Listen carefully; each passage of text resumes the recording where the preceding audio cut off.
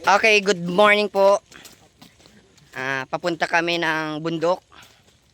Kasama ko si Kagawad Juban, Yaneta, at syempre ang ating barangay agriculture extension worker, ang bae si Miyo. Titingnan po namin yung lupa dito sa pagitan na sinasabing may naputol na mga fruit bearing trees, kaya titingnan po namin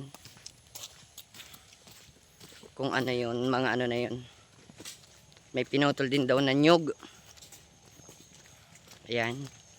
Ayun po, kasama ko si Kagawad Juban at syempre yung yung may-ari ng lupa. Ayan. Ayan, nag-uulan-ulan. Laban na ito. Nakabuta.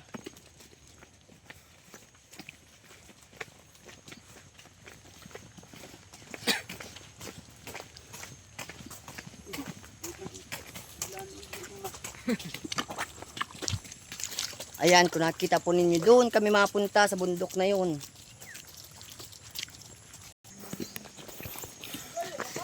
Ayan, malapit na po kami.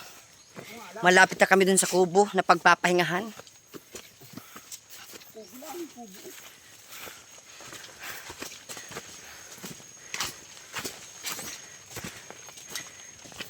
Oh, yun yung ahon. Dikit sa mukha. Malapat na sa noo. Yung lupa. Tapos pabalik.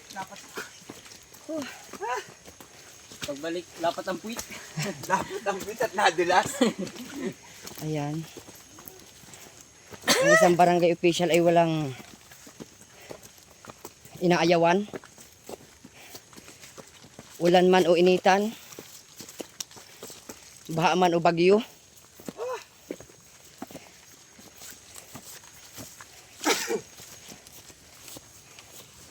Siyempre bilang public servant, dapat natin tugunan ito sa pamumuno ng ating punong barangay. Kaya andito tayo ngayon.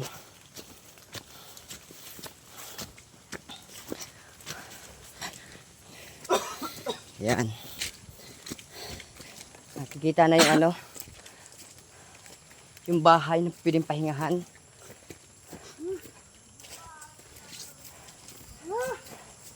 Pero yung pag-itan daw nito ay malayo pa.